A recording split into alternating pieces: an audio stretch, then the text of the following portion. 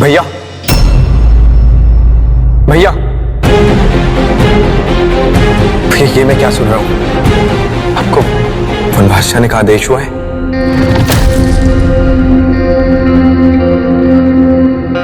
ये तो अन्याय है ना भैया। अन्याय सहना अन्याय करने के बराबर अपराध है। आप ही ने सिखाया था ना कि यदि कोई अन्याय करे तो उसका प्रतिकार करना चाहिए। तो आपने इस अन्याय को कैसे स्वीकार कर लिया?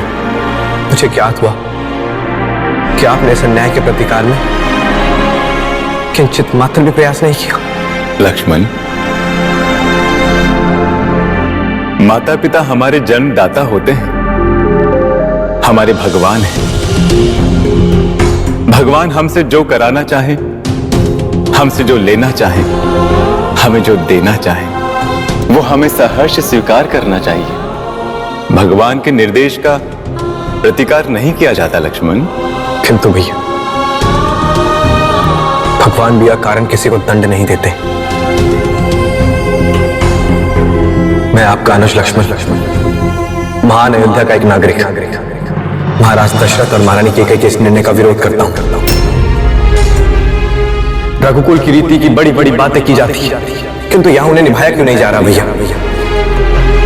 श्रेष्ठ पुत्र ही राज सिंहासन का उत्तराधिकारी होता है, फिर चाहे वो रघुवंश का हो या किसी अन्य वंश का। और यही तो रीति है ना भैया। तो यहां पर इस रीति के विरुद्ध कार्य क्यों किया जा रहा है? लक्ष्मण, यहां भी रघुकुल की रीति ही निभाई गई है, वचनबद्धता की नीति।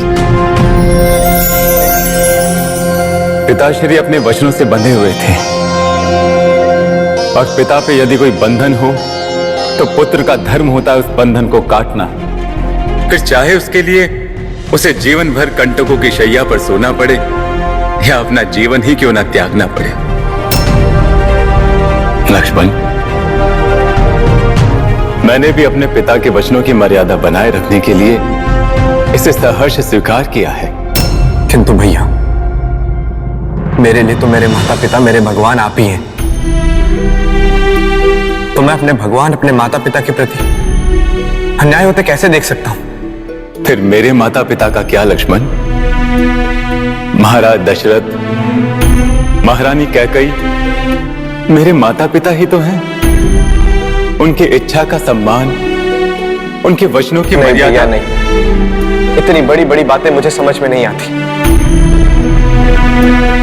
मैं केवल इतना जानता हूं कि मेरे भैया पर अन्याय हो रहा है, और मैं इसका प्रतिकार अवश्य करूंगा,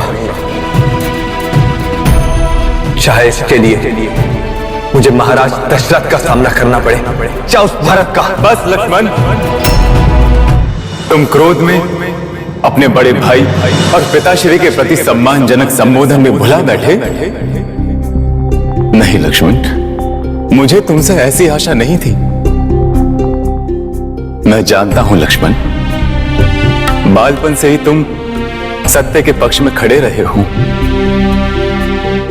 असत्य और अनुचित का तुमने सदैव मुखर होकर के विरोध किया है। किंतु मेरे भाई, यहां एक और हमारे माता पिता हैं, तो दूसरी ओर तुम्हारा बड़ा भाई है, और मध्य में है वो वचन जिससे हमारे पिताश्री बंधे हुए हैं, और उसे निभाने के लिए तुम्हारा बड़ा भाई तत्पर है। तो फिर यहां तुम्हारे विरोध का तो कोई प्रश्न नहीं उठता लक्ष्मण। प्रश्न उठता है भैया, मेरे विरोध का प्रश्न उठता है। आप पर अत्याचार हो रहा है क्योंकि आप सहनशील हैं। आप पर अन्याय हो रहा है क्योंकि आप विनयशील हैं। तो ऐसे में मैं चुप कैसे रह सकता हूं भैया? मैं इसका विरोध करूंगा, अपने शब्दों से नहीं तो अपने बल से इसका विरोध करूंगा भैया। बस लक्ष्मण, बस। तुमसे किसने कह दिया कि मुझ पे अत्याचार हो रहा है, अन्याय हो रहा है मेरे प्रति? अरे बावले,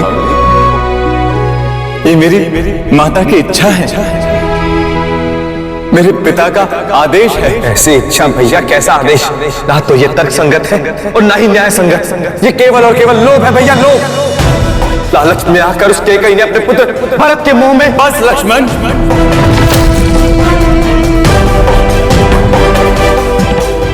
अत्याचार तो यह है जो तुम मुझ पे कर रहे हो। अपने बड़े भाई और माता कैकेयी के प्रति अपमानजनक शब्दों का प्रयोग कर रहे हो तुम। मैं तो केवल शब्दों का प्रयोग किया है भैया। यदि आवश्यकता पड़ी तो मैं अपने शस्त्रों का भी प्रयोग करूंगा भैया। फिर चाहे मेरे सामने भरत हो या महाराज दशरथ। तो उसके लिए तुम्हारे शस्त्रों को पहले मेरे शस्त्रों से टकराना होगा लक्ष्मण।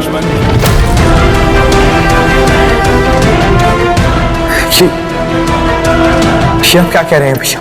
भरत मेरा भाई है, महाराज दशरथ मेरे पिता। मेरे भाई और मेरे पिता के विरुद्ध शस्त्र उठाने वाला मेरा परम शत्रु है। फिर चाहे वो मेरा लक्ष्मण ही क्यों ना हो, उसे मेरे शस्त्रों का सामना करना ही पड़ेगा। और एक बात सुन लो लक्ष्मण, यदि तुम्हारे ऐसे विचार हैं तो आज के बाद मुझे अपना भाई कहना छोड़ देना।